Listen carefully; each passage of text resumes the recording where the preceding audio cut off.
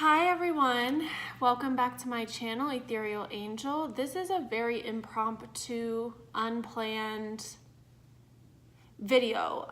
Happy Valentine's Day, first of all. I'm really excited and I had just like this rush of energy and I just got called that I need to record this message for you guys. I already did Valentine's Day messages for every sign, and I literally have no plan. I just am turning on my camera and just kind of going because I've been pulling just kind of like channeled messages for my Twitter followers every day for the past couple days, and I'm just compelled to share this with you guys. So what I do, it's super simple.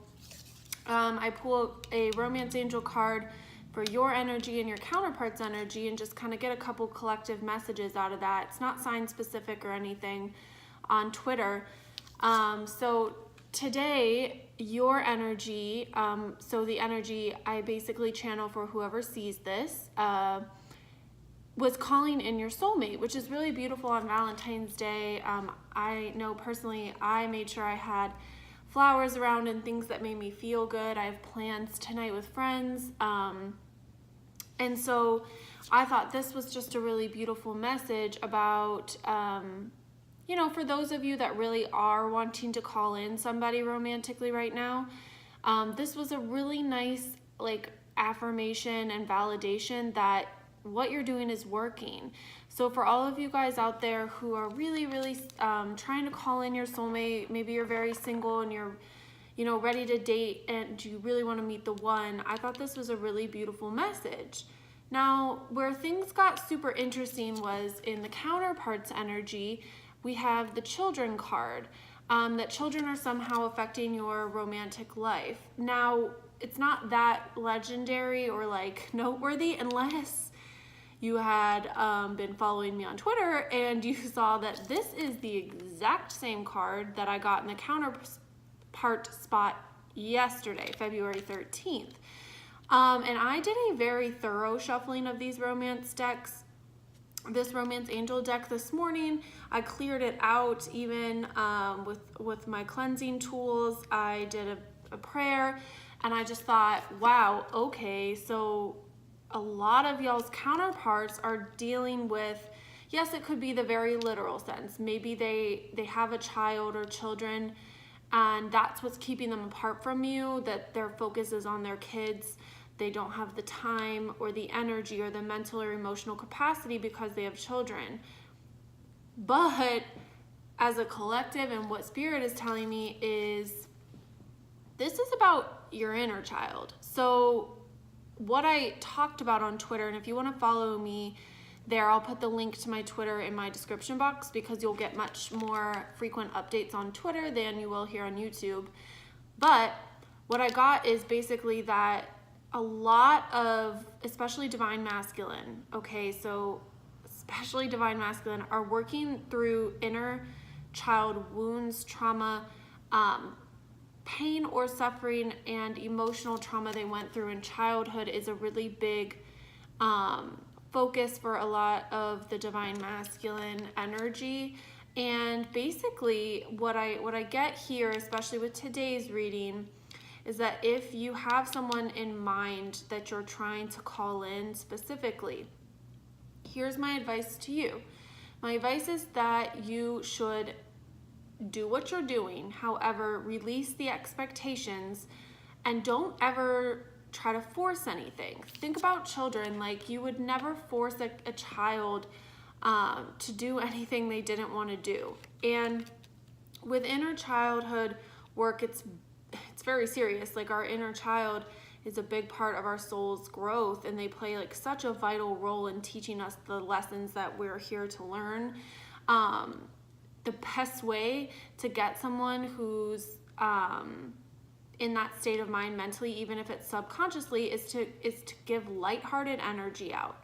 So if you're calling in your soulmate and doing things like visualizations, prayers, affirmations, keep in mind that positive, lighthearted energy is key here. Having fun with everything you're doing everything with an intent that's based in love, light, and like lightheartedness, because I'm not one of those only love and light people. I'm not. I love shadow work, and I think it's so important, and you know, you can't have light without the dark. But what I mean is I'm not ignoring all of the seriousness. I'm merely suggesting that my advice would be, because your counterpart might be someone dealing with a lot of childhood issues, to speak to your own inner child through doing things that make you feel good and make that inner child happy. So whether that's taking yourself to the movies, or like doing something you used to like to do as an adolescent or as a child, watching an old movie that makes you feel good. I did that the other night. And really just focusing on yourself and letting this person come to you. And here's the third crazy part of it. So when I got it, because I got a repeat message on the counterpart side, I said, okay, well, let me pull a clarifier. I had shuffled my Tarot of Sexual Magic deck, and it was primed and sitting there just in case. And the first card I pull off top is Judgment. For those of you familiar with the Judgment card, a lot of times it's a reconciliation card in tarot. But aside from that, what I thought was really remarkable is that I was drawn to pull from this deck, and here we go. Look at the little kid sitting between these people, and he's holding like the man's arm and the woman's arm, and then there's a cherub-like angel, like a childlike angel in the sky. Here's what I'm going to say. This is what I said on Twitter.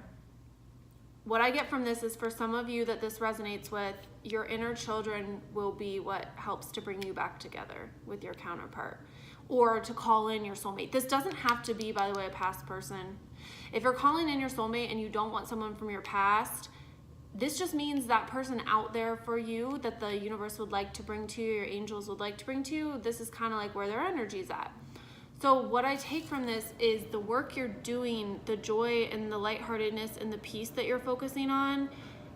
Hello, like that's what's gonna bring you guys together. So I just really wanted to make this YouTube video.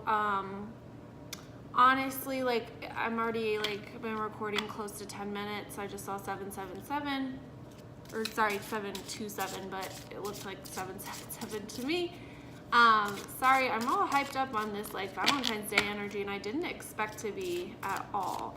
But I can tell you that Spirit wanted me to share this for a reason. So I think this is something that's going to resonate with a lot of you. Because you're my YouTube channel, and I'm not on Twitter, limited to what my little Twitter fingers can do, I'm actually going to, oh my goodness, that almost could have caused a fire.